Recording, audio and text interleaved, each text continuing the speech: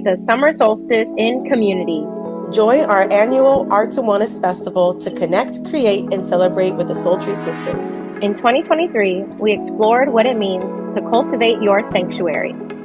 Our 3-day festival highlights BIPOC, women, and queer artists and wellness practitioners based in San Diego.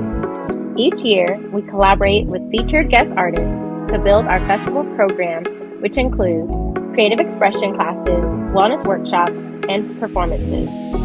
Day 1 of the festival is all about connection. We begin our festival with a social mixer where attendees enjoy music, dancing, and have an opportunity to meet other attendees, guest artists, and us.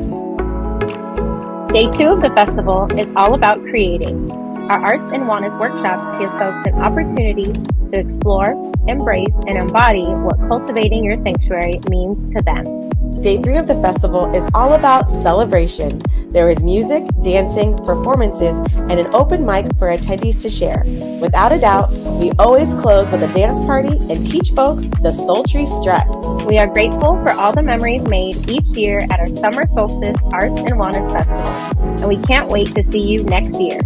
In the meantime, remember to keep living vibrant and shining bright.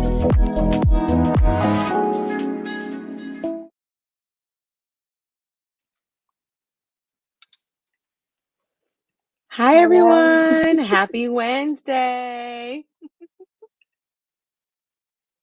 How are y'all feeling today? We are here on a Wednesday and we're here for our Sultry Hangout featuring The Artist Way. So if you're here to continue the book club, you're in the right place. If you're here because you are a follower of Sultry Sisters, you're also in the right place. And we're going to start with a nice little check-in. We'd like to welcome y'all to our virtual Sultry Hangout space. Let us know where you are tuning in from and what you are sipping on. I can start. I'm tuning in from San Diego and I'm sipping on some green tea with honey along with some fancy H2O. I say fancy because it's in a little wine glass. Hey everyone, I'm tuning in from DC. It's slightly warmer than the last couple of weeks, but still on the chilly side. It's still winter. So I am sipping on my hot tea. I have mint tea here with some honey and some rose and tulsi tincture inside, keeping me warm and cozy. I also have an assortment of beverages. So then I have some water, and then I have a pineapple ginger drink from a local shop here. So I have a lot going on. Yes, stay hydrated. If you are new here, my name is Alyssa and Tony, and that's Tony, and we are an arts and wellness collective, and we love to do these things called book clubs, and we are starting the year with a 12-week book club series featuring The Artist Way. Now, if you're like, I'm not reading this book, stay tuned because we are centering our community conversation around this book, but you don't have to be reading the book to still receive the gems dropped by author Julia Cameron, along with the folks who are going along with us on this journey. We're going to be sharing our insights as we journey through this book. So definitely stick around for more of that. If you want more information, you can go to sultrysisters.com/book club. If you haven't yet, follow us on all socials at sultrysisters.com. And if we're popping up on your YouTube, go ahead and click that subscribe button. Yeah, so we have folks tuning in. So we have Lydia tuning in from Baltimore Yes. and Hi, sipping on Lydia. some tea. And then we have Kyle checking in from Wheaton with some sweet tea. Okay, back to the usual. And also, if you're tuning in on Instagram Live, you can comment on Instagram and then I can share them out loud, what you comment there. And if you want to interact and have your comments post up, then you can go to our YouTube Live. And for the last 2 weeks, the Facebook Live keeps saying it's not live. So go to our YouTube channel if for some reason Yes. Facebook isn't working for you. It's always up on our YouTube. So it's not a plot to get y'all to subscribe to us. Somehow But it seems to be a place where it's all happening. Yes. But yes, so definitely tune in. So, as we start in the new year, we are centering all of our conversation around creative care. What does that mean? We are defining that as a community as this book club, taking the time to connect with each other once a week and finding also new ways to take care of ourselves. So, as we're all along this creative journey, something that will come up in this discussion, we do these things called artist dates. We're journaling a lot. So we're centering this beginning and new year theme around um, building more practices to take care of ourselves, but also centering what it looks like to be healing as a collective. And one of the ways that we do that here at Soultry Sisters is through our book clubs and community discussions. Yes, so this is the last day of January, so we're going to be entering February, the month of love, as of Mhm. tomorrow. But yeah, it's interesting. I feel like the month was long but short. And so, yeah, a lot of exciting things in the Soultree community. So, of course, January was very exciting. We had our 5-year anniversary as a collective. We celebrated in person with y'all in San Diego. We celebrated on YouTube Live and Facebook Live with all of y'all on the interwebs. And yeah, so January has been a very abundant month for us. And we would just want to share that with you all that we're so excited for everyone tuning in. And we know a lot of y'all actually watch the replays because Mhm. episode one, the intro of Artist Way, has over 100 views, I think. So thank y'all for sharing, for rewatching, for tuning in, even if it's not live. We really appreciate it. And yeah, we're in week three, like quarter of the way through as we enter week four. And so we're slowly getting there, y'all. So I just want us to all give us Yes, a round yes. of applause for showing up. If you showed up today or if you're going to watch the replay, you're still on the path. Yeah, speaking of letting us know and like showing up, if you're here live, let us know if you're here for the book club or you're here to just vibe and discuss and hang out. Let us know in the comments.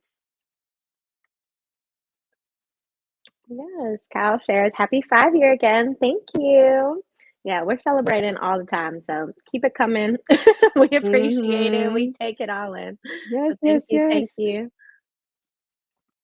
And so if you haven't already, definitely join our book clubs app. And that is a way to get updates every week and reminders of when the next book club is. It'll email you. You can download the app, it has notifications there.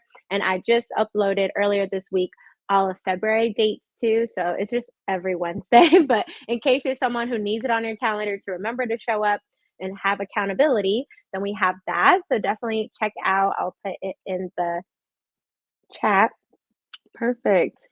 Hi, Marlene. She's saying hello here for the club. And we're so happy to have you after these last 2 weeks. You've been missed. Looking forward to seeing how the past 2 weeks has been for you with the Artist Way. And then while Tony's adding that link in the chat, we wanted to talk about donating and supporting Sultry Sisters.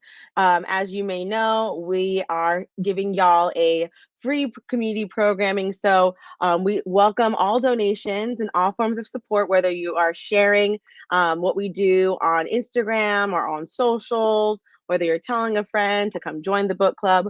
We love it all, but also we are fiscally sponsored now. So now you can create and make a tax deductible donation to Soultry Sisters. And this is great news because we are currently fundraising for our annual summer solstice festival. So if you're interested in joining us in San Diego, June 21st through 23rd, definitely get on this interest list. You're going to have first dibs on our early bird tickets. So just want to make that announcement because we are gearing up for that. It is January and June is going to come quickly. So that is what's to come in the next couple months. Yeah, so go to sultrysisters.com/SS festival because our summer solstice festival, and you can find out more about like what the festival entails. Why is it 3 days? Why is it the summer solstice? You can also see our past guest artists that we featured. You can look at different photos and all of that stuff. So definitely check out our website to learn more about our annual festival. And definitely check out our YouTube, our trailer. If you missed it in the beginning of the book club, the video is just up on our YouTube, so you can get kind of the essence of what the festival is like every year. Exactly, exacto. So as we welcome y'all, make sure you get cozy. If you're here for the book club, get your book, grab a drink, and we're gonna start with our week 3 check-in. So week 3, um, let us know, how are you feeling with morning pages? How did that go this week? Did you do your morning pages? How many days did you write? How was your experience? And if you skipped a day, why did you skip it? Julia added that extra question this week. Did y'all notice that in the check-in? She was like, I She's see like, y'all. She was like, I know. I'm like, girl, yes. girl. So part of the artist way, the reason why we're having this community discussion is to check in, because this book is a like interactive book where you have tasks, and one of the tasks is to journal every day in the morning, just from the top of your dome, just whatever's coming to mind for 3 pages. So that is what we're talking about, y'all. We're asking our community, did you do the morning pages? Did you journal? And how did it go? This week 3, I journaled 5 out of 7 days. So not all 7. The last couple weeks I've been strong, 7 days, 7 for 7, but did not do it for 2 days this week. Um, but the days that I did write, it felt good. So when I wasn't waking up and journaling, I did kind of feel the difference. But yeah, giving myself grace this week. Yes. I journaled 6 of the 7 days. I missed Friday because Friday, y'all, I start work at 8 a.m. sharp. That means I'm already there. That means I was there at 7:30. That means I had to wake up, yada yada yada yada. So for me, it's the Friday, y'all, that gets me. And last week, I wrote Friday afternoon, but this Friday I came home and I didn't have it in me, y'all. I didn't have it Yeah, in me. yeah. This week, if I didn't write in the morning, it was not happening. But yeah, I felt that when I was writing, though, it felt good. Um, and it's interesting though, because with my pages, I feel like if the journal could talk, the journal would be like, "Girl, why you keep writing about this?" Because I mean, like Oh, every day, every other day, it's like this just keeps being on your mind, girl. So that was something I thought of this week. I was like, "Oh, if this journal could talk to me, it would be like," but in a good way, though. question for our community. Did you find yourself, y'all, week 3 writing about the same things? Julie Cameron did say we will write in cycles, and you will begin to be aware of your conscious, like you'll become conscious of that inner dialogue that you're talking about. For me, it was definitely easier. Here's a hack, y'all, because I like writing in bed. 2 pillows. Stack 2 pillows on your lap, and then the journal's like right here, versus like, because Kylie talked about the cricket neck thing. If you lay back and you put 2 pillows, it's literally hack. So my experience was so much better because I laid back and I got a nice pen that just glides on there. So that's what made my experience while writing enjoyable. And I also learned a fun fact via Instagram. Let me know if you saw this reel. I guess in Irish culture, they call like when you are still like when you just wake up, but you like hang out in bed, herkle dirkling. So I was like, oh, my morning page is a herkle dirkle moment, because when I wake up, I have to use the bathroom. When I wake up, I'm like, I gotta go. Then I gotta come back in bed. But I recently have been going out to go to the bathroom, and then I come back to bed. I get myself a little beverage, and then I'm herkle dirkling with my morning pages. So that's what I've noticed about my morning pages. It's become a herkle dirkle routine. That's hard to say, herkle dirkle. Let me know in the comments if you heard about herkle dirkle. I'm gonna find the definition so y'all don't be looking at me crazy. Because No, Tony's I looking at saw the me. video. I saw the video. I Okay, know what you're talking about. okay. I just thought Herkle Durkle is more so like when you're just dilly down because the morning pages I feel like it's like an actual like meditative activity. Okay, it's what the it's Scottish, sorry, not Irish. It's Yeah, a that's what I was Scottish thinking. word for lying in bed. So if I'm or a phrase for staying in bed, herkle durkle, herkle durkle. So Mm. my herkle durkle routine, y'all. I stand by it. Okay, we have Kyle sharing. Morning pages ended up feeling easier this week than week 2. Lydia is sharing. Morning pages has been whooping my butt, y'all. I really struggled to do it, but it's been going all right. 3 out of 7. Okay, see, we're still doing it. So even if it's hard or challenging, Mhm. it's good that we are still trying, even 1 out of 7 days. Mhm. Kenny shares, I skated this week. I was 2-7. It's okay. We're giving ourselves grace. Mhm.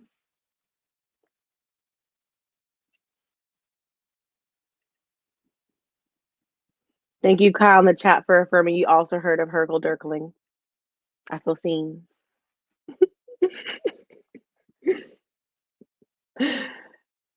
Yeah, like writing, and yeah, I just skipped Friday. The experience was pleasurable, and I'm finding myself waking up with more ease. Like today, I woke up with no alarm clock, 6:30, just up, and I And then looked do at my you phone. write at 6:30 or you I wrote at 7. I wrote at okay, yeah. 7. I wrote at 7 because I herkled durkled to the bathroom, made my tea, got back at 7. Hmm. And then I did my artist date this morning. So shall we segue to asking folks about their artist date? One more comment here. So we have Marlene sharing, morning pages have been hard. I usually jump right into my day and have trouble pausing in the morning. 1 out of 7 this week. That's okay. Again, it's the process. It's not about perfection, it's a process. So whether weeks we're Hmm. writing or we're not, we're doing artist date or not, it's just about, each week coming back and showing up for ourselves. So thank you all for sharing. Yeah, Hmm. we can transition now. Yeah, it's commenting on Marlene's sharing of like trouble pausing in the morning. Yes, I understand. Like, I think Morning Pages has giving me an invitation to pause in the morning. And normally I am a wake up and go, meaning if I have to be somewhere, I kind of work backwards. If I have to be here at a certain time, I work backwards about 2 hours. But now I have to work backwards like 3.5 hours to do what I want to do, what I need to do, plus Morning Pages. So it's been interesting about creating that morning space. And so our next question we want to ask y'all is your artist dates. Like what did you do?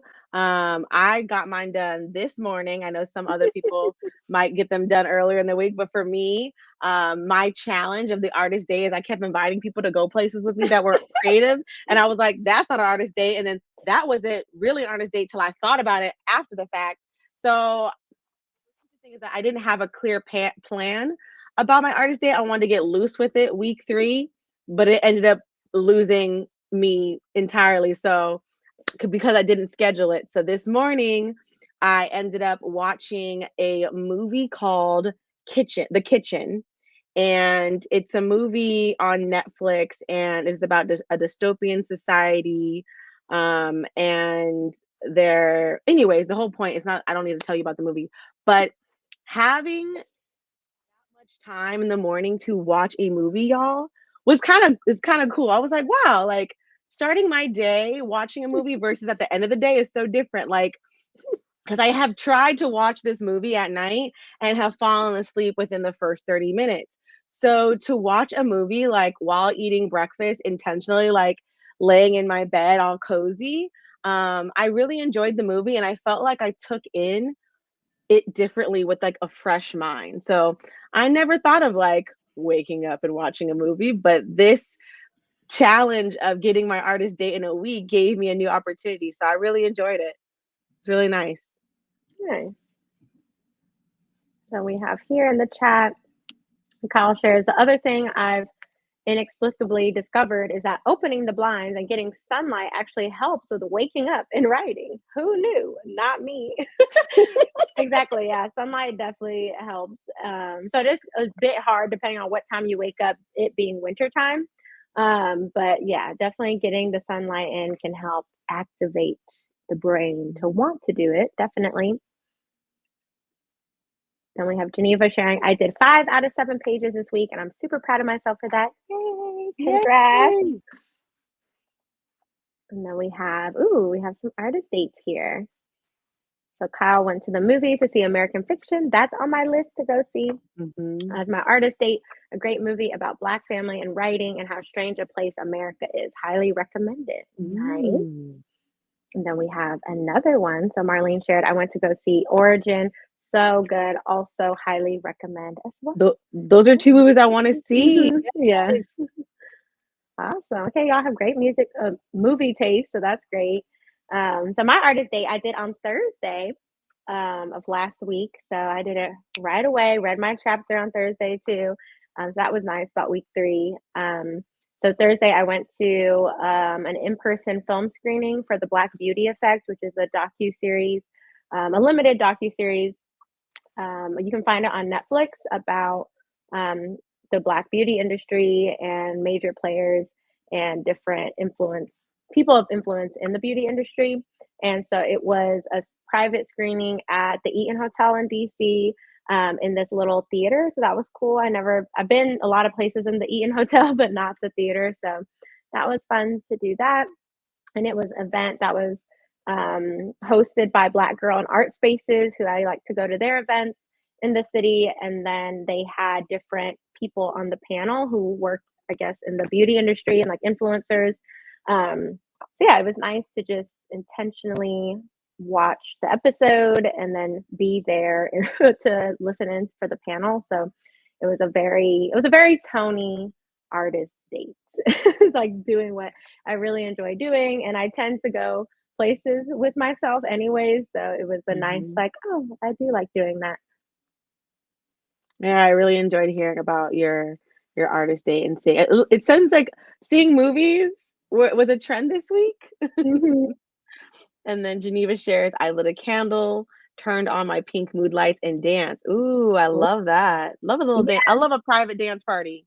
Geneva, you inspire me because it was either last week or the week before when I was home, I was just turning on music, put my incense on, and was dancing. I was shaking my ass for like hours. I think it was last week.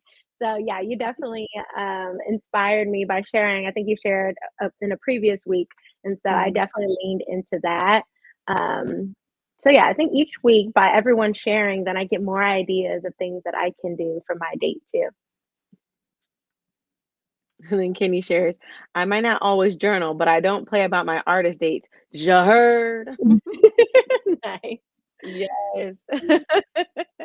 Yeah, so how did the artist dates leave you feeling? Um, is an when y'all think about your artist dates, is it something that excites you to plan?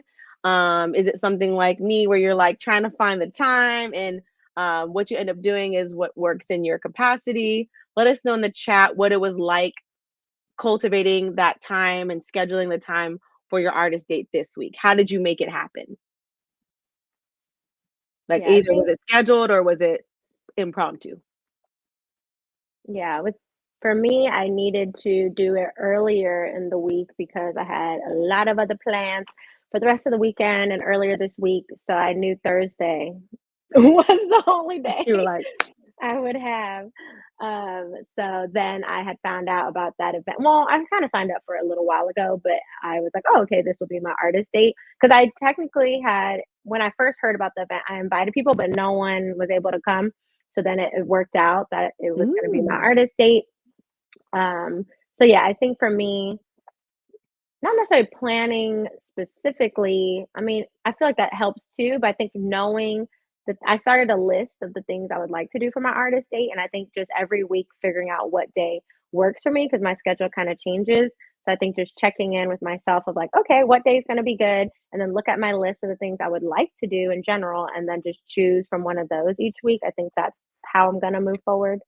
yes. Having that list, definitely. I think if I had that list written down, I could have gotten my artist date. Like I could have accomplished my artist date and some of the other things that I did, but because I wasn't intentional is why they weren't counted. AKA that's what Tony told me. So You told yourself you came to the realization on your own. I helped guide you to the realization. Uh, Anyways, y'all. Anywho, the next question, I'm really excited because this is a new question for our check-in. Julia asks, the author, did you experience any synchronicity this week? If so, what was it? And in this chapter, there's a section talking about synchronicity, and um, basically, it's a she says, mm, I'll read the opening part of synchronicity. Answered prayers are scary. They imply responsibility. You asked for it. Now you've got it. What are you going to do? Why else the cautionary phrase, watch out for what you pray for, you just might get it. Answered prayers deliver us back to our own hand. This is not comfortable. We find it easier to accept them as examples of synchronicity. Yeah, I did appreciate her bringing that into this week's chapter and explaining it. Yeah. Yeah, that happened to me this past week. Um, and it was interesting. I didn't even think about it until I was writing down this question in the StreamYard Mhm. just before we met, because I was met on here, because I was thinking, I don't know if I had any synchronicity moments. And it's like, when you don't think about it, then you don't think about it, right? And so it was just like 20 minutes ago, I realized I did have a moment of synchronicity. So I'm hosting an audition tomorrow to find dancers for a project I'm doing. And I remember getting the job to be the choreographer and wondering, and the production company's like, so you have a lot of dancers, right? You have a lot of dancers that are going to come to the audition. And I'm like, I'm not used to being a person, and like, I'm used to leading auditions as a choreographer, but I'm used to it being someone else's business to market to dancers. And this production company was like, "Oh, you're going to be the first choreographer we have held an audition for. So we don't know how many people to expect," which made me like freak out. And so I was like, "Where am I going to meet these dancers? Y'all tell me why this week I met so many dancers randomly. I literally told somebody today about the audition that's happening tomorrow." So it's interesting how like I was like bogged with this task. Like, you gotta find dancers. And granted, I do know dancers, but they're like like I was felt the pressure of like they're expecting like more than just my homies, right? So I'm like, and I want to be fair too and like have an open audition. So it's interesting that when I got that invitation, then Disco Riot, this other company, was like, we're gonna do a free cattle call like thing, and if you want to be a choreographer to present. And I was like, yes, I'm gonna be there. And I met dancers there. And then it was like I was literally like working uh anyways, basically, it was just funny how I got worried about something, and then all of a sudden I was just like, dancers just fell out of the sky simply, and I just Mhm. keep running into them randomly, and they're like, oh, I just moved into town, I'm a dancer. I said, wait, are you looking You're for like, work? They're like, perfect. yeah, they're like, Mm, I'm looking for work. And I'm like, mm. audition. So it's just so funny that this chapter came at a time where synchronicity is really speaking to me. Nice. And then Kyle shares, I realized I did. I submitted this blog post, and as soon as I did, someone reached out to interview about that same topic. So I already had my thoughts together. Spooky. That's Nice. Right? It comes in synchronicity, all yes. types of different Yes. shapes and forms.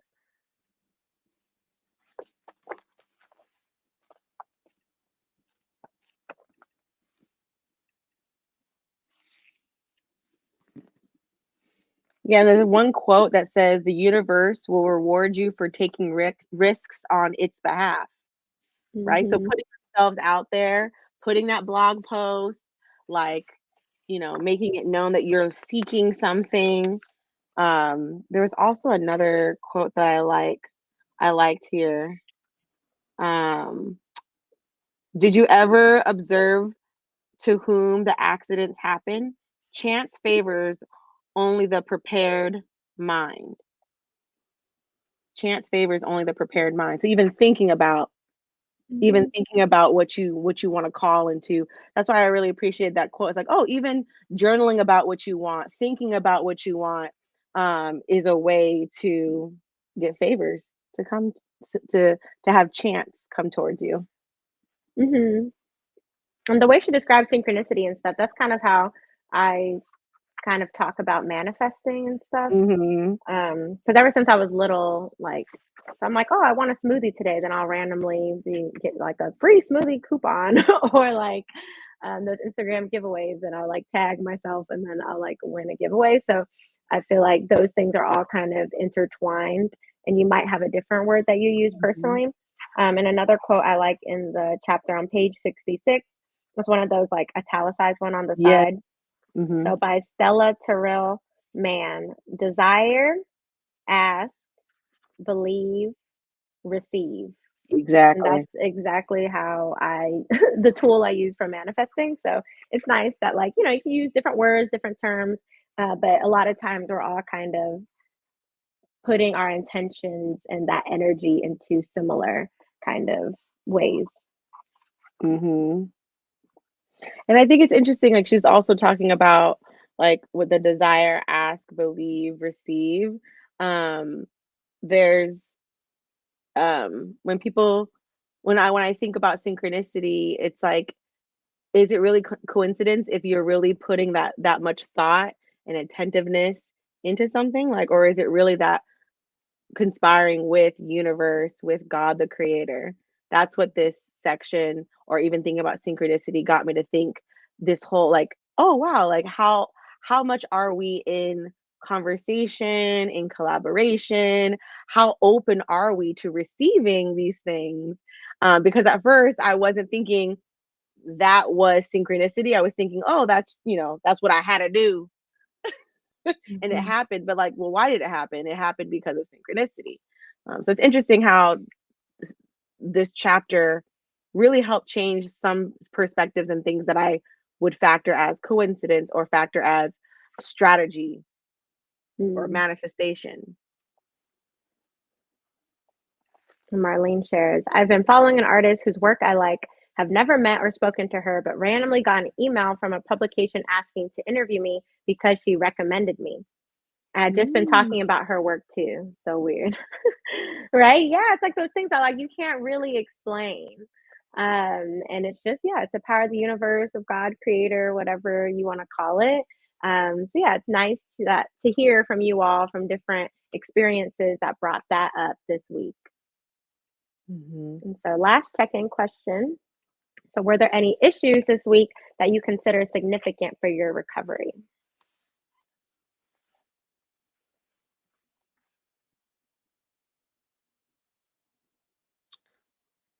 For me, what comes up is um, being honest with my capacity for artist dates, and not putting certain artist dates for me on a pedestal than others, because that's what I did. Like that list for me, like that I mentally have in my head that's not written down, um, are mostly things that are outside the house. And I didn't really, I thought like, oh, the things inside the house, like, of course, like if I need to, I'll do it. But because I didn't include them on that mental list, is I gave them like a second rate, which I feel like is not fair. Because my experience this morning of giving myself like 2 hours to like just sit and intentionally watch this movie, which I usually don't do at night. I have the phone or I'm sleepy, so I have two distractions. I'm like, no, that was a very impactful, just as much as if I went to the movie theaters or went to a screening. But I think what my issue, my recovery will be is if I start to create hierarchies of like, what is a good artist date? What is a good journaling day? And I'm like, that needs to stop for my healing to happen, for my recovery. I need to not categorize them in like these different qualities. Yeah, it's not a competition. Yeah, and I see myself doing that. Yeah, so again, she always talks about process. It's about the process. It's about showing up to the pages in the morning, showing up for yourself every week. So whatever that looks like for you, that's fine. But yeah, I'm like it doesn't have to look Mhm. a certain way or be a certain thing or cost anything. So mhm. Yeah, my screening was free, which was nice. But any issues this week? I think for me it's just if I know I'm busy and gonna be out and about, to know to bring my journal with me so I can still journal, even if I'm not in my own home. Or yeah, just find a way to still make it happen, but giving myself grace for this week. Mhm. Yeah. Definitely. So as y'all share any more issues that might have come up or barriers, then we do want to share some of our reflections from our task. Yes. So So what tasks? Oh, you can go. oh. So what tasks did y'all complete this week, and how did it inform your creative recovery? And there were 10 tasks, y'all, to choose from.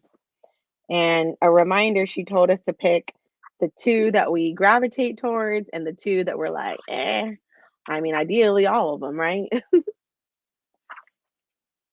So let us know in the chat if you did any of the tasks at the end of the chapter and if any of it informed your creative recovery.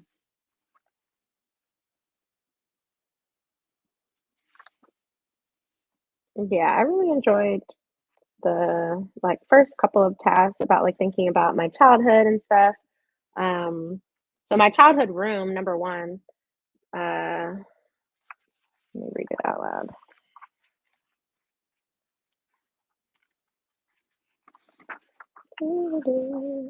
So it's describe your childhood room. If you wish, you may sketch the room. What was your favorite thing about it? What's your favorite thing about your room right now? Nothing, question mark. Well, get something you like in there, maybe something from that old childhood room. And so the way I describe my childhood room is kind of an eclectic bunch of many of my rooms because we moved growing up. But I said my pink room. So where Alyssa's currently sitting is my old childhood room. It was that same color when we first moved in there. I painted it that hot pink or that bright pink. So yeah, I was like pink. I had lavender bed sheets, or I kind of would switch, but I really used to love lavender or lilac.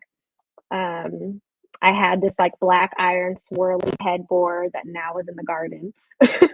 I had a lot of books, trinkets, my snow globe collection, dolls, karaoke machine. And then when I was into Jonas Brothers, I had Jonas Brothers posters everywhere, craft supplies and my crafts, my clothes, a lot of pink, everything, butterflies, whatever is like cute and like Lisa Frankie is like was in my room. And I used to have like a lot of stuffed animals. And so what I love about my current room is I still love pink, but now I've upgraded to like a soft mauve pink and like golden yellow in my home. So I have those colors kind of throughout. And then I love all my plants that I have now and my books. And I said, now I have a whole apartment that's my sanctuary. And like growing up, I would call my room my sanctuary too. It's always been like a safe space for me. And wherever I move, my bedroom, if I shared space with other people, my bedroom was always the first room that I made sure was mine and like cozy and very Tony like no matter where we moved. So I did the same thing in my apartment. And my apartment is called the Pisces Dream Space. So it's just nice to have a whole space now that's dedicated to being my sanctuary. And I have a lot of similar notes of trinkets and stuff like in my current home. Yeah, I love that. Kyle shares, revisiting childhood was a fun experience. I got to think through what was really important for me then and what's different now. Many things I'd like to recover from that time. Right? Yeah. When I did this task about thinking about my favorite room, similar to Tony, like moving around a lot. So it was a eclectic bit, but I remember like when I was like, which room felt like your room? Because when when we were moving around a lot, I feel like our parents were like, "What? You don't really need new furniture. Like, we're gonna move again." So they kept saying like it was a lot of like mismatched furniture or like not really what I wanted. And so I remember it wasn't official that I felt like my room was my room until I got my IKEA desk. There's a specific IKEA desk um that we still have in the other room. And I remember like the feeling I felt at that house because I had the desk, I had my first like full length mirror. I was like I was in like high school. So I was just like in 10th grade. So I was just like, I'm in 10th grade. I got my own desk. I have this whiteboard where I can write down stuff. Like it was just this different feeling. And then I also felt really like I really enjoyed that room because that's also when I picked like a new bedspread because before then it was just like again like the other bedspread that my parents didn't use. It was always like not the color that I wanted or anything like that. So I remember also choosing a new comforter, and then because I was so big on getting a new comforter, my grandmother got me like a purple patchwork one. And so it was interesting because my grandma knew how much I wanted my own comforter because she sent me one all the way to Texas. So that's when I felt like reminds me in childhood how even though we moved around a lot, like a desk and a bed, like the bedspread were the two things for me that really felt like, oh, this is my room. The other things would change, you know, like the stuff on the walls, but those are the two main things.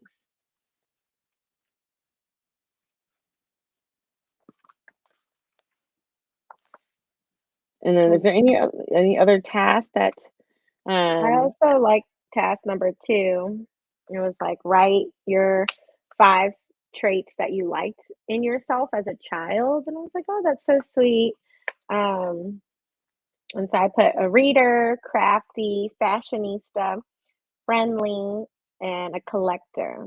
Because I'd always have like sleepovers, and I'd have us do crafts, do like fashion shows, and I love like playing with dolls and putting the clothes on the dolls. And then a collector because I still collect a lot of things, but had my snow globe collection, I had like doll collection and all types of things. So it was, and I'd always like to display them. I was always about like the presentation and the aesthetic of things ever since child Tony, baby Tony. So it's interesting to think about that. And I'm like, oh, I still am those traits to this day. And so it's nice to reflect and be like, oh, baby Tony is still me, Tony, and me, Tony, is baby Tony. definitely, yes, you are very consistent in the aesthetics. And then Geneva shares, I really like the childhood questions because I reflected on just how much I brought my childhood into my adulthood. My childhood room was full of pink and art, and so is my room now. Love that. Yeah. Yes.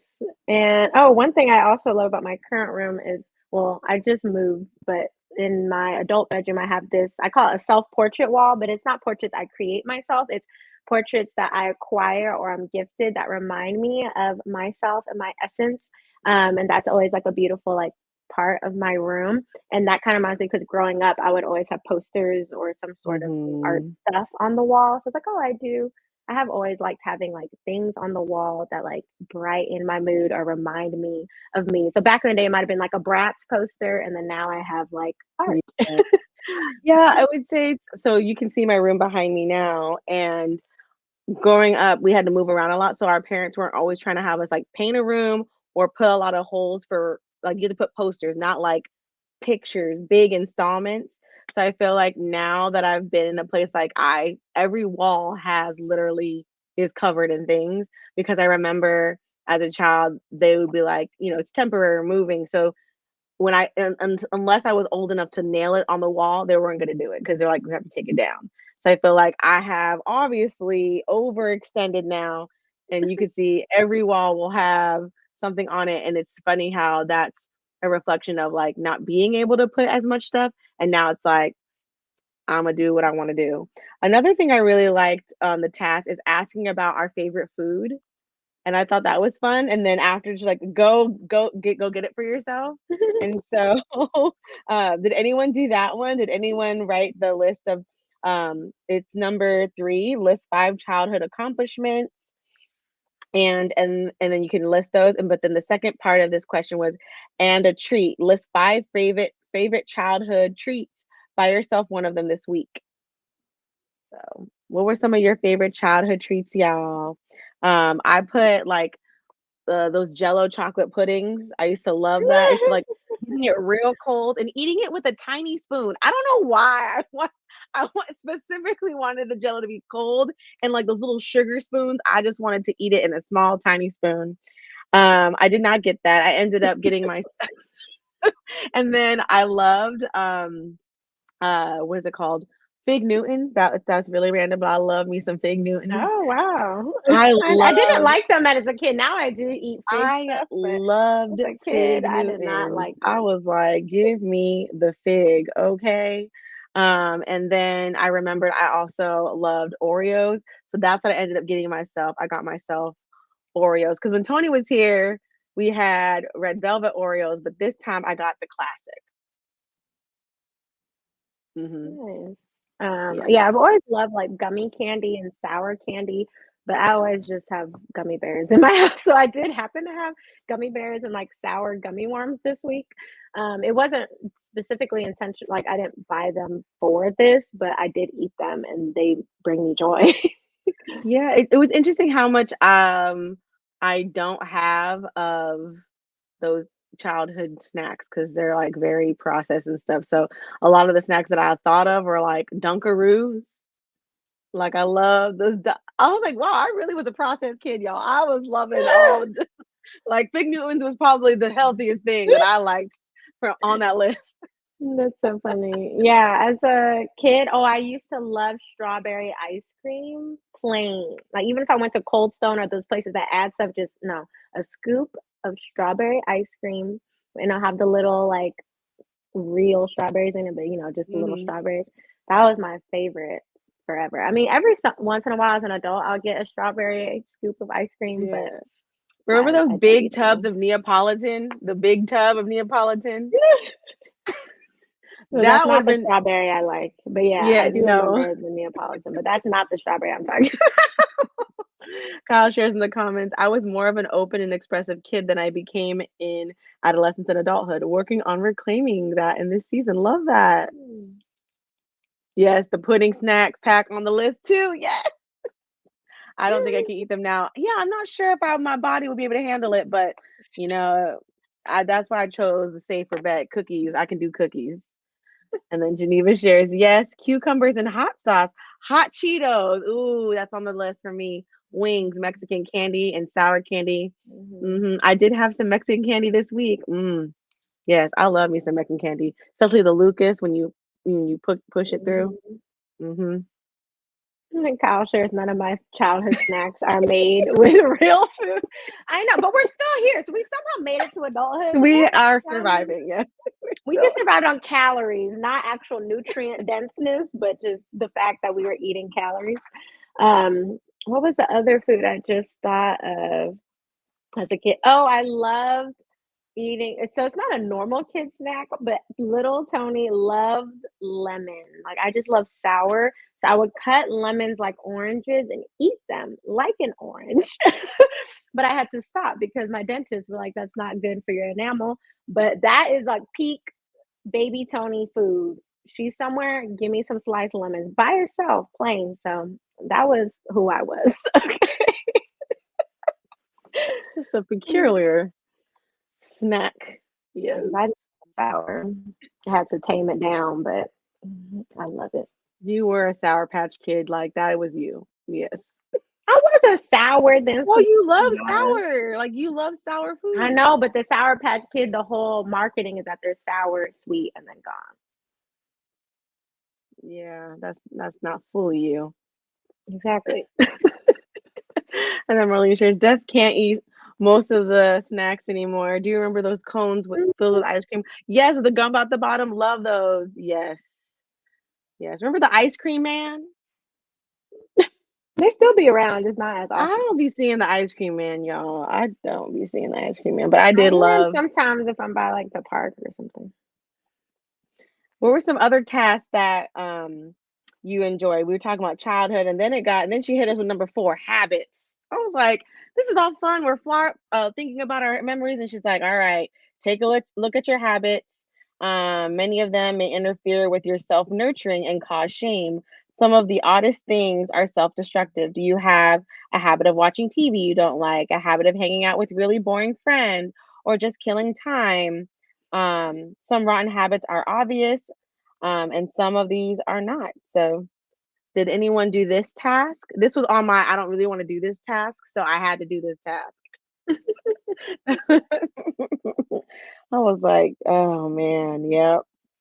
And I definitely um have this habit that I noticed from uh having to think about it. I have a habit of like automatically, like if I'm gonna like take a shower or cook food or do something, I have to like find either music or a podcast to play.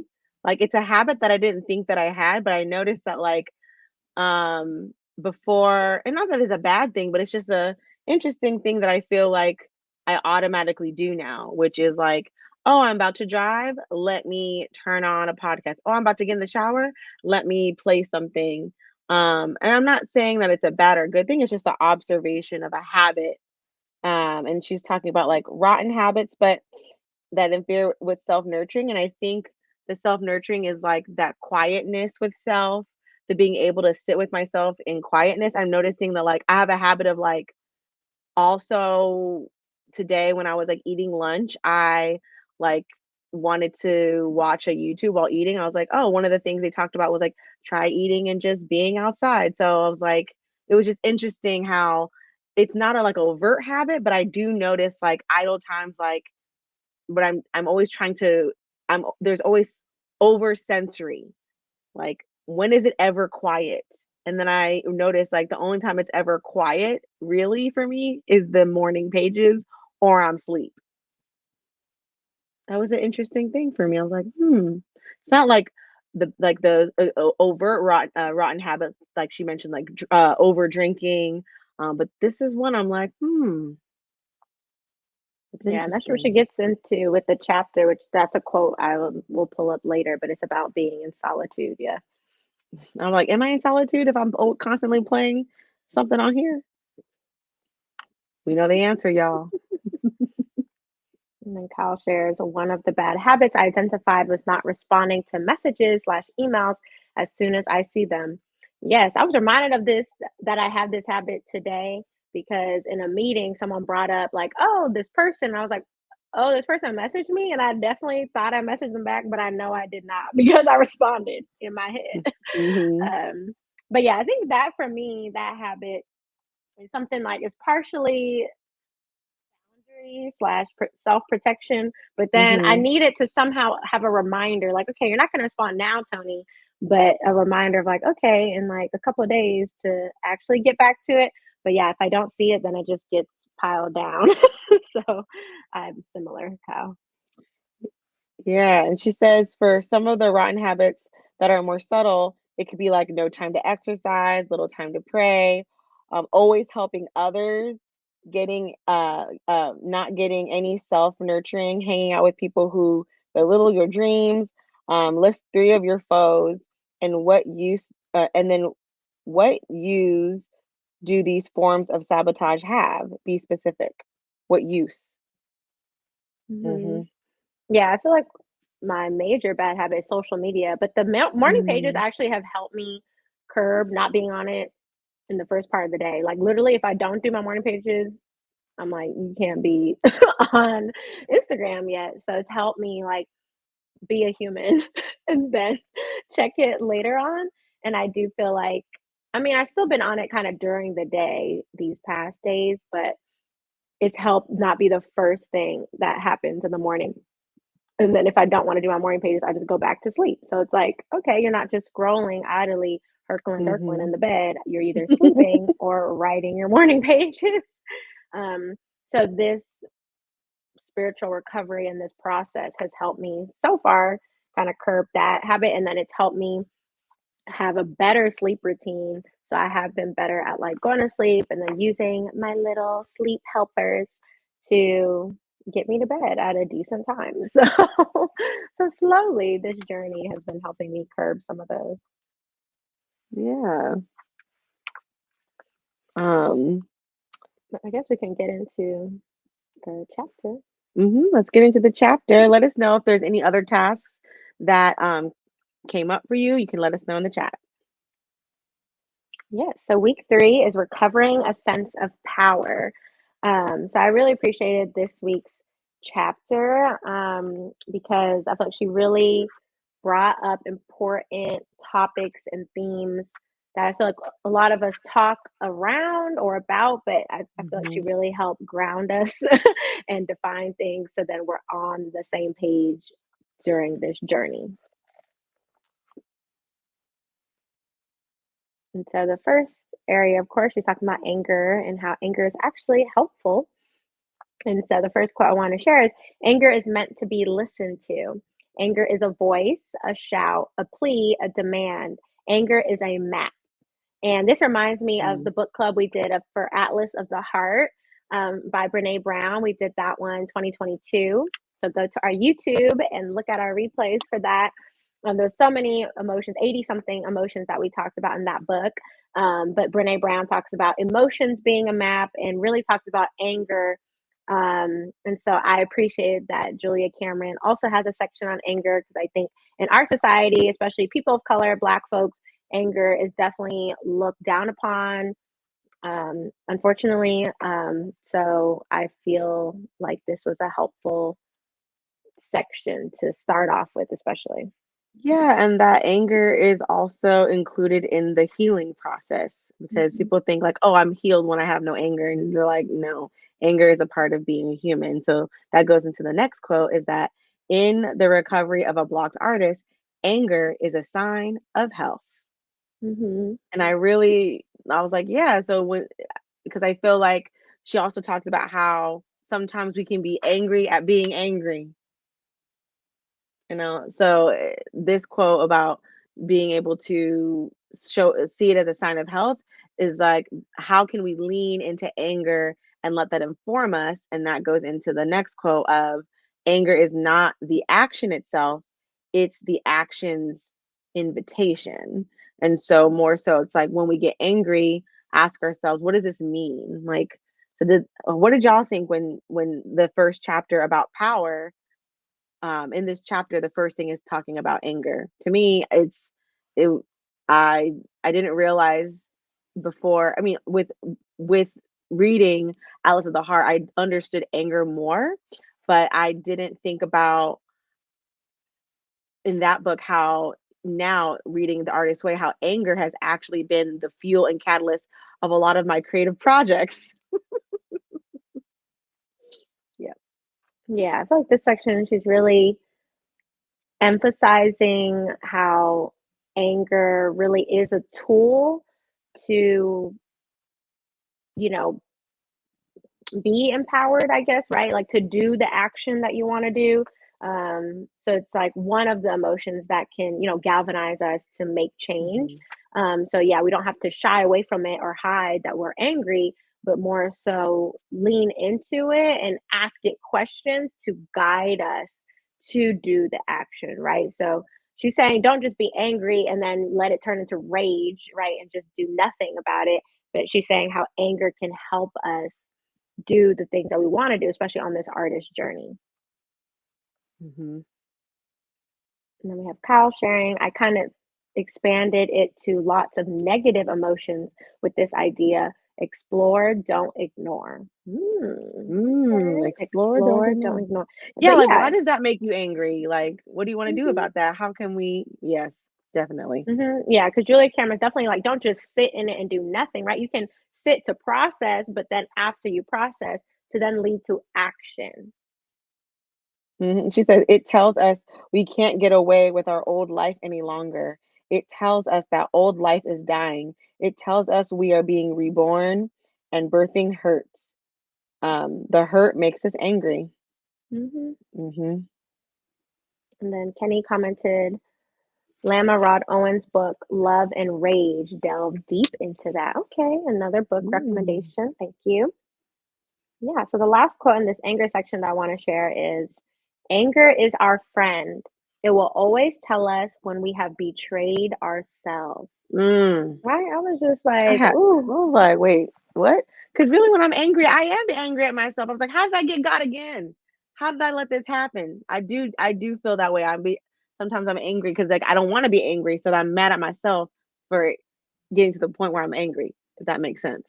yeah. Or also sometimes it's like if someone is doing something that's like triggering anger, maybe that's something like maybe that's something you want to do, right? And you're just angry, like, why does this Mhm. person always got a new album out? Like maybe you want to make music, like like why is this person writing all these books? Maybe you want to write a book, Yes. So it's like, Well, that's yeah. that's that's what that's I realize that's how a lot of my creative projects are fueled. That's the anger that I feel. I'm like, "Why can't I just oh, I can. Let me do it." Like, Hmm. I yes. And so I didn't really I feel like that's never been I've never really looked at it that way. Hmm. I'm like, "No, y'all, really? I'm an Aries. Anger does fuel me. A lot of the stuff that I do is fueled by anger. Just know that about me. That I done got pissed off. I'm like, you know what? I might as well do it my damn self. And then I do. Yeah. But Then I do. But yeah, but also with this quote, like the part of like then betraying ourselves. I was like, ooh, what are the things that we're doing that are betraying ourselves, right? And that kind of made me think. I know this book, a mm, lot of it's talking about like our artistic process and our creative journeys. But I think a lot of time I thought of like when you go through a breakup with a romantic connection, and then you mm, just angry. You like, why did I do that? And it's because you betrayed yourself, right? And so I feel like I hear that a lot when, folks talk about, the journey of heartbreak and things like that. Like there is a lot of mm, anger there, right? And that's fine, right? That's processing. mhm. But I think it's sometimes tied to that betrayal of self. Yeah. I think using a breakup to describe that betrayal is very clear. I can see that. I can Mhm. remember that feeling. Like visceral. I was like, "Ooh." And Geneva shares anger is the friend. I used to think it was the enemy. Me too. Mhm. I always want to be like happy go lucky, like everything's fine. I'm like, no, when you're angry, full stop. We're not doing that anymore, you know? And then Kyle says, oh man, just thought about Zuko. There's a character who really needed to explore his anger. Avatar, The Last Airbender. I've been wanting to watch that. Now I know. But yeah, Zuko is definitely team anger. Actually, team like rage and a lot of despair. There's a lot going on with him, but definitely if he in his journey, he's trying to cultivate the anger to Hmm. lead to helpful action for this journey on the show. Yay! Okay, people are loving Zuko in the chat. But yeah, so then the next section, we kind of talked about it earlier a little bit, Hmm. but synchronicity. So we'll have some quotes just to kind of ground us in case you missed the part of the live earlier, or if you're just wondering, like, what were they talking about when we were doing the check in? So the first quote I wanted to share is again just defining synchronicity again for those that may not have read this chapter. So synchronicity is loosely defined as a fortuitous intermeshing of events. Back in the 60s, we referred to it as serendipity. So if you heard of the word Hmm. serendipity, very similar to synchronicity and very similar to what we shared earlier, like people who practice manifestation or prayers, like they're all kind of in the same universe. Hmm. Yeah. And then this next quote, um, we're going to share talks kind of about yes, there's synchronicity and serendipity, but how sometimes we lean away from it, but it will always be there. We like to pretend it's hard to follow our heart's dreams. The truth is, it's difficult to avoid walking through the many doors that will open. Turn aside your dream and it will come back to you again.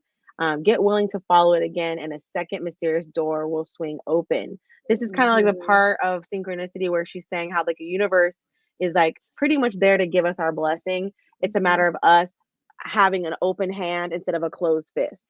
That's what I got out of this. Like anytime I've ever had a closed fist, of course, you're not gonna be able to receive it. But the second I just opened my hand, it was like boom, boom, boom.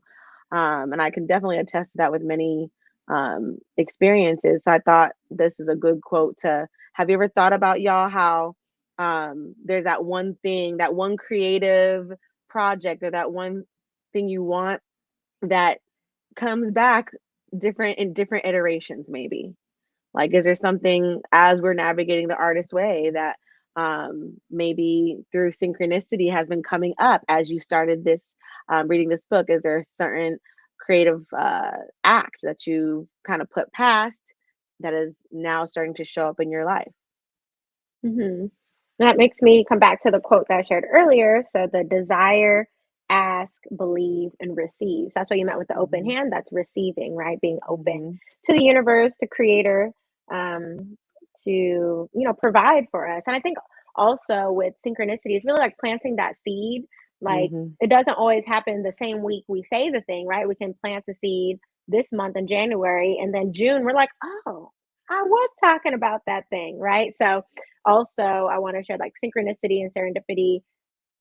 Time is an illusion, time is a construct, so it can happen at different times, and it doesn't have to be like if let's say you really have your mind and desire and you're asking for a thing and it didn't happen in January. That doesn't mean it won't happen. That just means, the timing is a different time. Because I know sometimes, especially when we talk about manifesting and certain things like that, Mhm. folks get kind of hung up on the time aspect. But again, if we're talking about creator, we're talking about God, we're talking about universe. Time is not what they're concerned about. If it's for you, it will come for you during the season that's meant for you. Mhm. And in this section, the last quote that I really wanted to highlight is we say we are scared by failure, but what frightens us more is the possibility of success. Okay.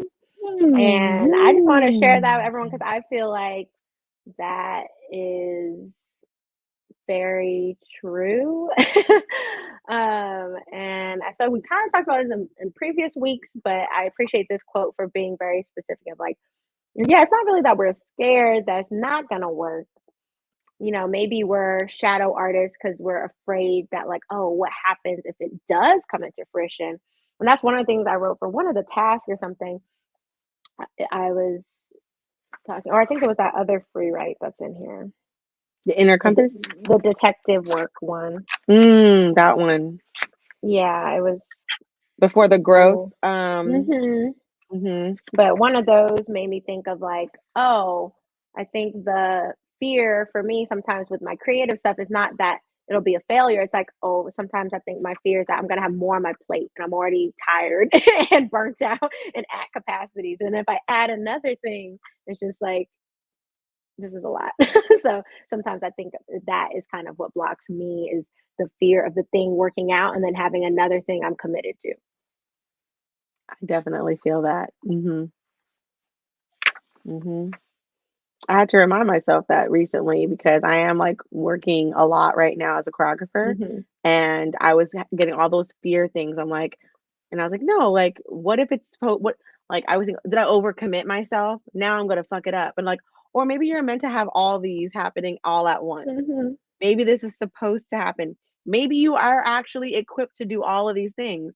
And as soon as I like changed that, I was like, okay, like I can, um approach this with ease instead of fear. And that brings us into the next section, which talks hmm about shame and fear. And then the hmm first quote we want to share is those of us who get bogged down by fear before hmm action are usually being sabotaged by an older enemy, shame. I felt hmm that, y'all. I freaking felt it.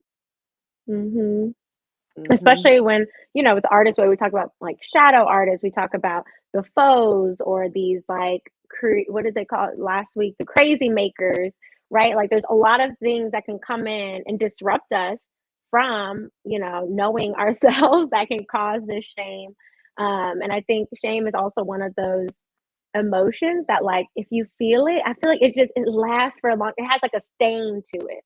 I feel like sometimes if you're angry and then it like you put action, then sometimes I feel like for me at least, then it's like okay, the anger dissipated. But I feel like once you feel shame, I feel like it's Hmm. just there. It's like a little blanket that's just on you. Well, wait, anyone watch Big Mouth and know the character Shame? Yes. Let us know in the comments.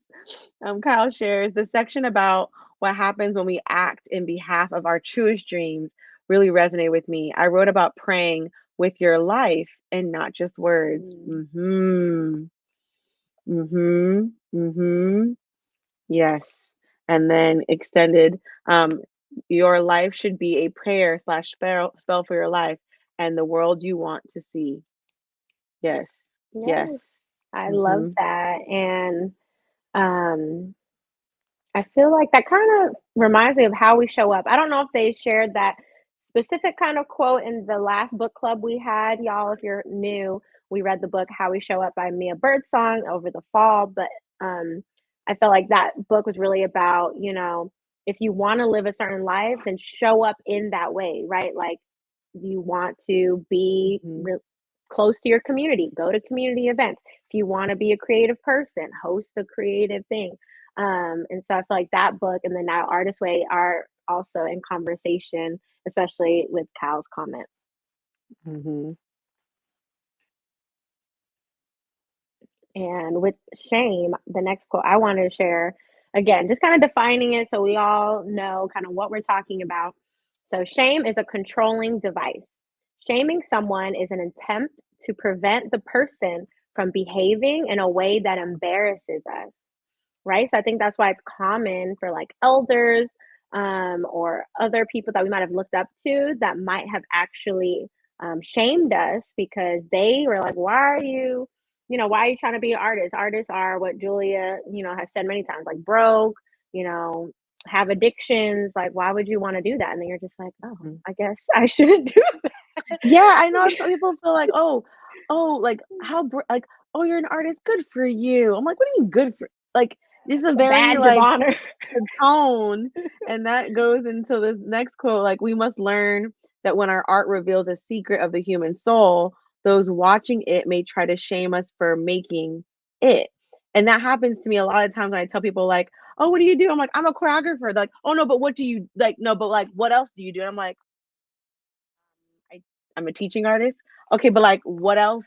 What like so what else do you do? And like that question is the shame trying to like I look at it now like instead of just like inquiring about what I already just told you, like why are you trying to get to the root of like, but no, there's no possible way you could be working as a choreographer and a teaching artist. Like, what else are you and I just noticed that. And so that's why I wanted to share that quote of like it's really that person trying to figure out, like, because it doesn't really, uh, align with how they think that they can show up in the world, and then to see someone else showing up in the world and claiming those titles is just, like, not computing. So, that's something that I notice now, and I just, like, allow them to have that, and I pass it because then my shame was like, "Oh, I need to prove myself that I am this thing," and I would have all these kinda, like, things bubble up that weren't mine, it was theirs, and now I know it's not mine.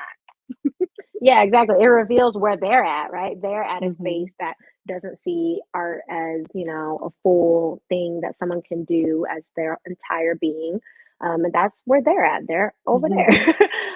So yeah, definitely learning to have those kind of boundaries when you have conversation with people. And I think um, also I thought with this quote was like the type of art people make, right? Like if you like we went to Puerto Rico and we got to see meet the artist and go into his studio slash home, Samuel Lin, and he was criticized and shamed in the early, I think, 70s or something like that yes, for making his art solely on Afro Puerto Ricans. Like that was who he wanted to paint, what yeah, his muses were, and now he's like an amazing, renowned artist. But people in the beginning shamed him, yeah, and so it's also that's what I think of like sometimes the lens and the focus and the community who you want to reach with your art, with your creative acts can also be shamed. And that is like unfortunate because it takes yeah. a lot of self-worth to keep doing the thing if everyone is shaming and hating on you. Yeah, he even shared that people he wanted to do portraits of are like, "Why would you paint a picture of me? You can't sell it." Like, you want me to sell it, Hmm. that you're wasting your time, like, people that he thought he saw, like, were his muses, and that brings us to the next quote, that is, "The antidote for shame is self-love and self-praise," and so the Hmm. artist has the capacity to see that beauty almost like a premonition, almost like a like fortune telling, not but that's the spiritual practice. Like I see something beyond society shame. Like as artists, we see things beyond society, and that's what makes it a gift. Hmm. Definitely. And again, with this quote, I think it's helping us to, again, well, while we're diving in each week, there's a lot that can come up with healing, right? Wounds can be open, things that we thought had a band-aid, had a cast on it, is now broken open. And we're like, ow, this hurts. But that's okay. And so I appreciate this quote, like, yeah, the antidote for shame is self-love and self-praise. So we can, use the affirmations that Julia has, shared with us to do. We can, take ourselves on a solo date, have some time just with yourself to check in, like, hey, how are you? Mhm. Different things. I appreciate that. Like, even though she does bring up some tough topics that can trigger and uncover some deeply hidden things, I appreciate that also she adds uplifting or things to kind of keep us on the journey Mhm. and not close the book forever. Yeah, yes. Let us know in the chat if you anything was brought up for you in this section of shame and fear. Kyle shares, I internalized a lot of shame around needing to do something well or the correct way. Internalized perfectionism. Yes, Hmm. yes, yes, yes, yes. And then affirmations and creating a safe space for yourself seems key for real. Yes. Hmm. And I think that's why in this chapter, one of the tasks is like, who are those friends that nurture you? Hmm. Because in order for us to heal from shame and fear, we need cheerleaders. We need cheerleaders, y'all. We need our friends to say, yes, you can do it. You got this. Oh, that's great. That's so amazing. Yeah, I think also because what she's also reinforcing is that we don't have to do this alone, and also this process is not meant to be solo. That's why, right, she invites us to do these in circles and book clubs.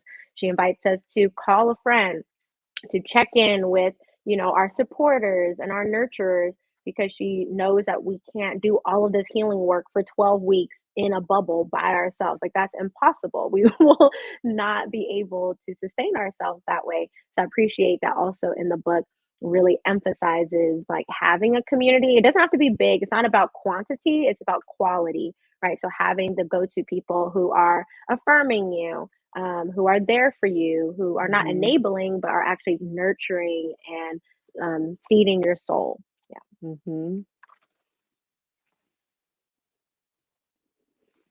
So the next section of the book is the criticism and rules of the road.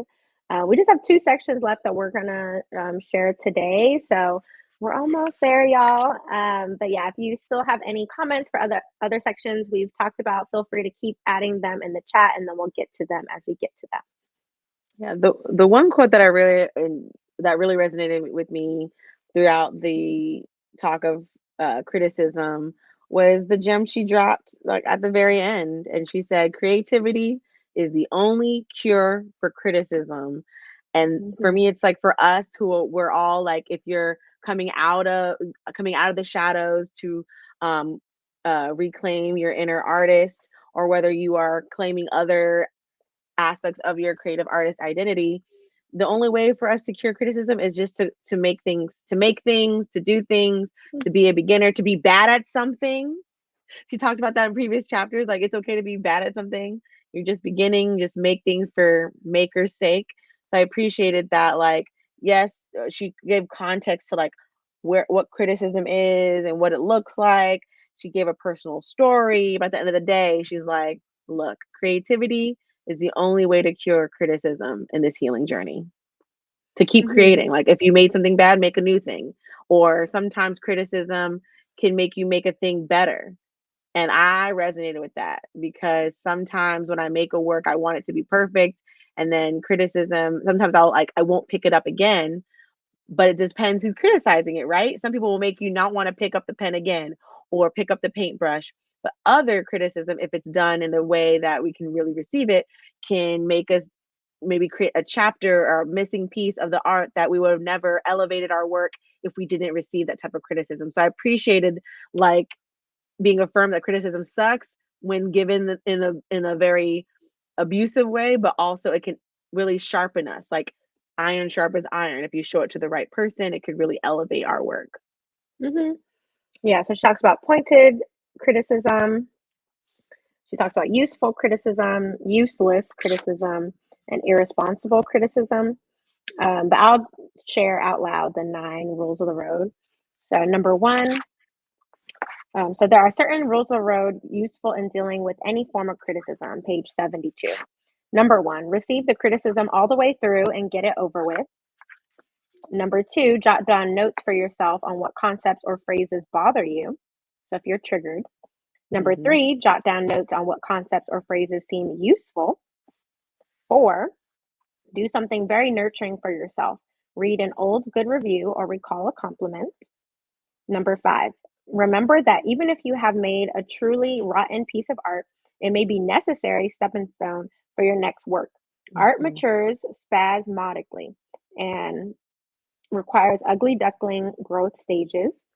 Number six, look at the criticism again.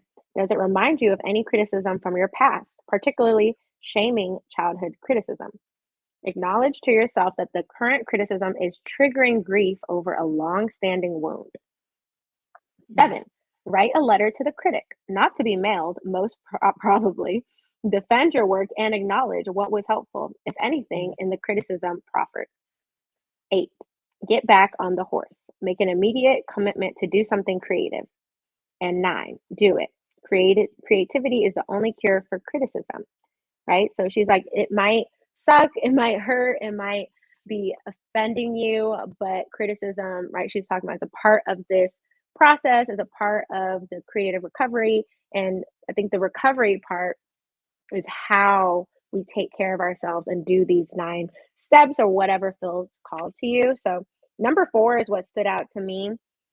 So it said, do something very nurturing for yourself, read an old good review or recall a compliment. I literally have an album in my phone called Positive Notes, and it has like over 100 screenshots of when someone sends something sweet to me.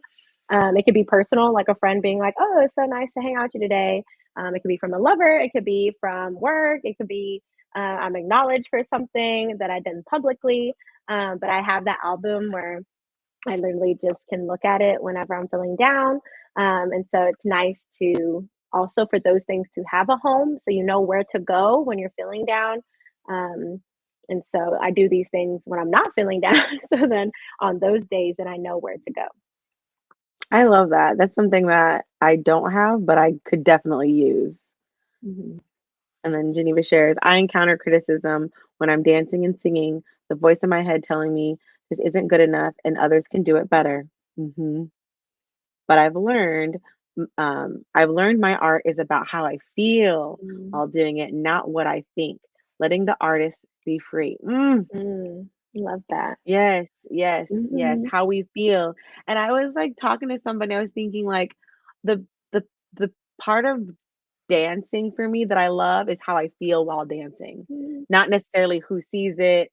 Um, and that is something that I've been like really thinking about lately as I'm working through the creative way. Like, yeah, I've ended up being working in it, but what really resonates with me is moving my body. I like how I feel when I move. So even when I'm walking, even when I'm stretching, like, I just love the feeling of movement. mhm, So thank you for sharing that about um, really connecting with how we feel. That kind of reminds me of one of the what is it? Where is it? Jot down notes on what concepts or phrases seem useful, right? So mhm. you're noting that it makes me feel good.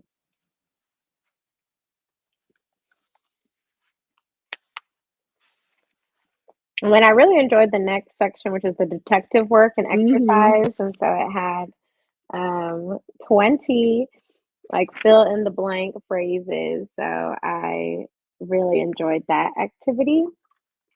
I'll just read them aloud if you don't have the book with you. Um, so when you complete the following phrases, you may feel strong emotion as you retrieve memories and misplace fragments of yourself. Allow yourself to free associate for a sentence or so with each phrase. Number one, my favorite childhood toy was. Two, my favorite childhood game was. Three, the best movie I ever saw as a kid was. Four, I don't do it much, but I enjoy. Five, if I could lighten up a little, I'd let myself. Six, if it weren't too late, I'd. Seven, my favorite musical instrument is. Eight, The amount of money I spend on treating myself to entertainment each month is 9. If I weren't so stingy with my artist, I'd buy him, her, they, blank. 10. Taking time out for myself is 11. I am afraid that if I start dreaming, dot, dot, dot. Number 11 is what I think I was referring to earlier. Mm-hmm. 12. I secretly enjoy reading. 13. If I had a perfect childhood, I'd have grown up to be. 14. If it didn't sound so crazy, I'd write or make a. 15. My parents think artists are. 16. My God thinks artists are. And again, God can be creator, universe. 17. What makes me feel weird about this recovery is. 18. Learning to trust myself is probably. 19. My most cheer me up music is. And finally, 20. My favorite way to dress is. So I had a blast filling these out. This really resonated with me, this like exercise, and it was interesting, like what came up. I was like, oh wow. Yeah, different things Yeah. I didn't really think about all the time. And I was like, oh wow, yeah, that is something I would like to do or have missed doing Mm-hmm. or really enjoy doing. So I appreciate about the tasks and activities that she has. I feel like is very thought about and intentional to really help you connect right with your childhood artist, your baby artist, and yourself, or maybe your shadow self to see like the things that you want to do is there, right? Like you know yourself what you would like. Mm-hmm. I feel like that's what I like about a lot of these activities is like getting to know yourself. So Mm-hmm. like, I feel like also with the artist date, right? It's like dating yourself. Like I think a lot of society, unfortunately, uplifts dating other people and interpersonal relationships. But I think it's so important to know yourself, to date yourself, to treat yourself good. And so I think this is one of the exercises that is really helpful in kind of getting to know yourself again. Yeah, let us know in the comments which one of these questions in the detective work um kind of like brought something out of you. I think Julie Cameron mentioned earlier, like when we do these like reflections, like notice how your body responds, like which one like took your breath, which one made you like turn your head, which one made you pierce, like pucker your lips. Hmm. That definitely happened when I was doing it, but it was very enjoyable. And again, you could tell that Julia Cameron spent time with people, really working this book. It wasn't something she like wrote alone. She definitely, and she said this also, like this has had many iterations. I mean, I think this is the 25th anniversary edition that I have. So Then yeah. I have the 30th one. So yeah, many, Hmm. many years. Yeah, like the first two were really interesting. But yeah, like my favorite childhood toy, and I put dolls, and then I got more specific. I was like paper dolls because I used to actually have paper dolls where you have like the Hmm. different outfits that you can like put on them and stuff. And then eventually they had games like that on the computer. And so I would go on our desktop and I had these different floppy disks with those kind of games. And I was like, oh, I did really enjoy the like fashion styling aspect of like playing with my dolls. And then it was interesting because number 6, I wrote, if it weren't too late, I'd learn piano. And then literally 7 was like, and I didn't read them ahead of time. I just was doing them one Hmm. by one. And then number 7 is like what my favorite musical instrument is, and I put piano. So it's like interesting. And I recently was talking to someone about how I've always wanted to learn piano. So it was just interesting. Like, oh, okay, it's coming back up. Kyle shares, I spent the most time this week on this detective work. Got a lot of questions, got a lot of out of the questions. 5, 11, 14, and 18. So 5 was if you could lighten up a little, I'd let myself. 11, I'm afraid that if I start dreaming, that one too. That was a one I was like, ooh. And then 14, Hmm. if it didn't sound so crazy, I'd write or make a. Hmm. Hmm. And then 18, learning to trust myself is probably yes. Those are heavy hitters. The last two for me. Yeah, those are really good questions. And then the next section was talking about growth.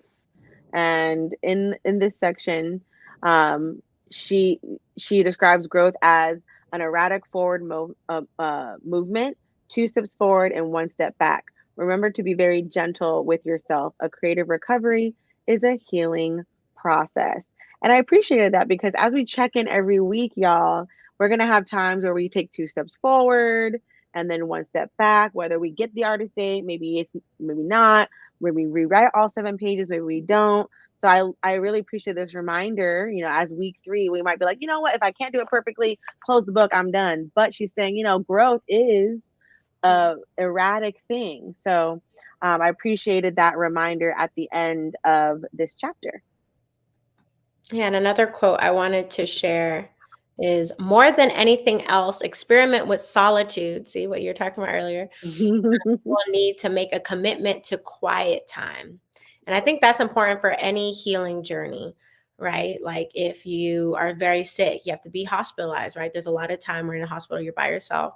If you go on a silent meditation retreat, right? That's obviously a really more intense solitude, but there's different things. So whether that's going for a walk solo, your morning pages, your bedtime routine, I think to start thinking about the different spaces in our routines, in our rituals that we can commit to quiet time, and that we can enjoy the solitude, right? Like with healing, I think a lot of times, especially in the self-care industry now, healing, it seems like this thing that you got to do, and then once you do it, then it's like, oh, you feel better. But like a lot of times it's It's erratic. like this, the erratic, some days are good, some days you're like, what's going on, why am I thinking about that again?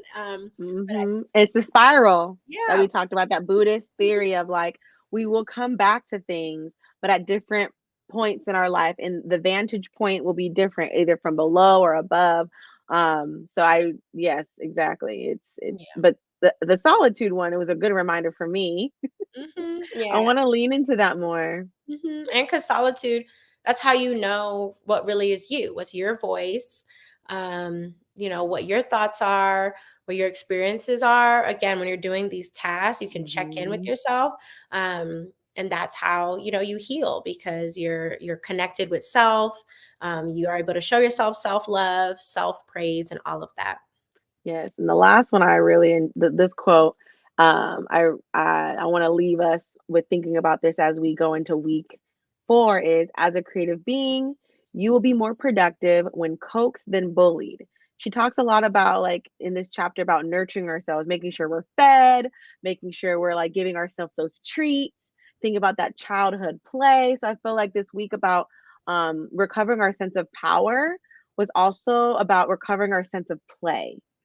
How can we entice ourselves to do the morning pages, to go on this artist date, to do the thing versus like, I need and I have to be productive? Like, how can we create more space and more of a like coax our way versus like, I have to do it? And so that's kind of like what I got from recovering a sense of power is that it's less about I should be doing versus like listening to my body and like, well, what do I want to do? Like that inner child of like the food, the playfulness, and all that. Yeah, and I think Julia too, when she writes about, when she asks you to list 20 things and then pick one, right? That's giving you the option to choose the one you want to do, right? She's not Mhm. prescribing things for us to do. You have a choice. You can consent to what you want to do on this healing journey. So that's what I really appreciate about her approach as well. It's very consent based. It's very Mhm. accessible, and it's very like person forward. So whatever feels good for you, do that. You could do the same Yeah. artist day every week. That's Yes. fine. Yeah, and like It it's really doesn't have to be different things mhm. or big things. Just really what feels good for you and what's going to nurture and heal you for this journey. Yeah, how can we empower ourselves? How can we feel empowered in this journey of growth? And I feel like knowing that it's like this is very empowering to know not to give up and like to allow, like Tony was saying, that flexibility or even like if you like something, it's okay to like it and do it and commit to it because it's up to you. It's that power of choice. And I really now that you said it, Tony, I really think that's the recovery part, like recovering the power of choice and Mhm. our will as the creator of our own being, schedule. Like we are in control of that. So how are we making time for that solitude? Hmm. So, yeah, thank you all for sharing week 3 reflections with us. So, yes, same time, same place next week, week 4. And so, happy creative recovery, folks. Mhm. But again, if you don't know how to find out what's happening in the book club, join the book club to get updates. And you Mhm. can go to our Instagram, follow us, and you'll find all the different things that you'll need to know on book clubs. We'll post little recaps on Instagram, but the full recap is on YouTube.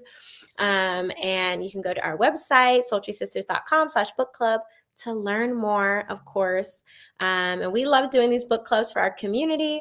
But if you want to show your support, you could donate to our Venmo, PayPal, or to our Soultry Fund through the Fractured Atlas. Or you could also leave a Google review. If you're like, Tony, how do I do that? Go to Soultry Sisters Instagram, go to the link in our bio, and it's like the third link on there.